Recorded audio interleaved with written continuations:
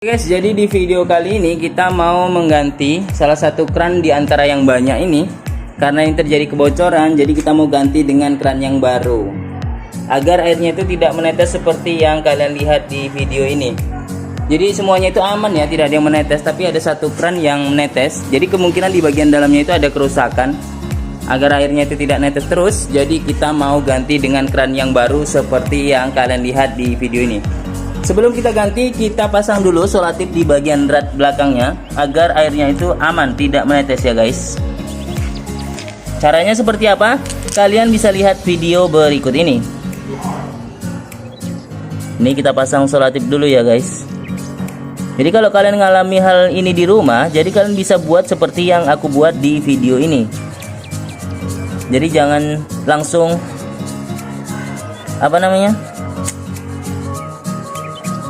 dipasang gitu tanpa solatif. Jadi itu menyebabkan kebocoran-kebocoran yang terjadi setelah kalian hidupkan airnya. Jadi pastikan gunakan solatif seperti yang aku buat ini. Sesuaikan aja ya. Kalau lebih banyak lebih bagus sih, tapi sesuai kebutuhan aja. Jangan terlalu banyak juga. Oke, cukup, rasanya cukup. Jadi kayak gitu guys. Jadi kan ini airnya netes guys. Jadi kalian bisa lihat. Nanti kalau kalian mengalami hal yang sama di rumah, kalian bisa lakukan seperti yang aku buat di video berikut ini. Yuk kita pasang, karena ini airnya pastinya deras nih. Kita akan letak di sini ya, untuk membuktikan kalau airnya itu deras. Kita akan buka ini seperti ini ya. Ini satu-satunya kran yang mengalami bermasalah, yang lainnya aman.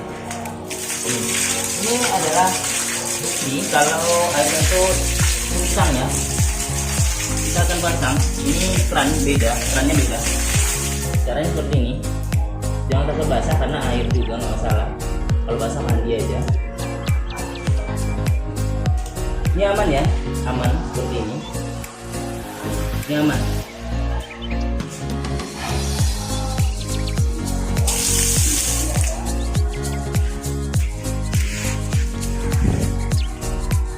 Ini dia. Ini kayaknya agak ada rembesan sedikit, harus kita perbaiki. Mungkin penambahan solatif di bagian sini aja. Itulah gunanya solatif sama lem, itulah gunanya. Aman ya guys. Aman, tidak netes lagi. Sini nggak ada lagi. Ini mungkin bukan. Ini aman nih. Ini netes tapi ini bermasalahnya di solatifnya. Nih, ini masalahnya solatifnya. Jadi seling diputar, jadi dia mengalami longgar di bagian sini. Jadi pastikan kalau kalian punya kran di rumah, itu permasalahannya sebenarnya nggak harus diganti. Cuman ada beberapa hal yang harus kalian tambahin aja. Ini karena aku nggak punya solatif, jadi aku ganti dengan plastik yang ada. Tapi jangan terlalu tebal juga, nanti susah diputarnya. Aman ya, sekian banyak kran. Ini udah termasuk aman sih. Ini nanti kita akan cari tahu permasalahannya di mana. Kita akan bongkar ya.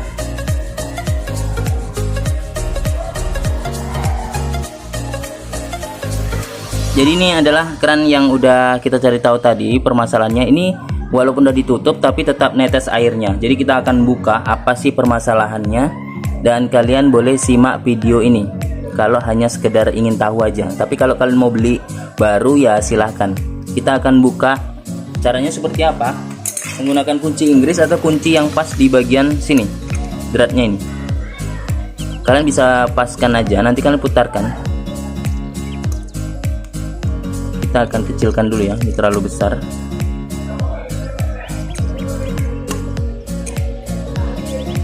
Kita kecilkan, kita sesuaikan. Ini udah terbuka ya.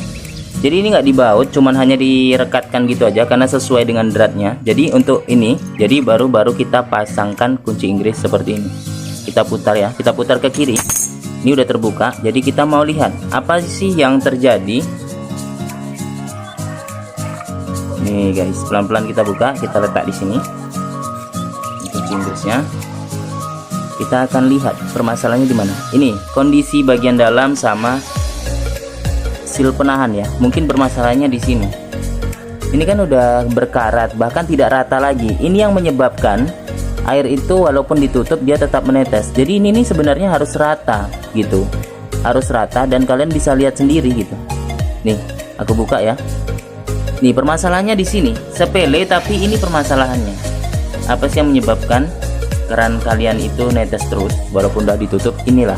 Jadi penahannya ini harus bagus ya, harus baik dan harus rata. Jadi kalau ini yang bermasalah itu harus diganti.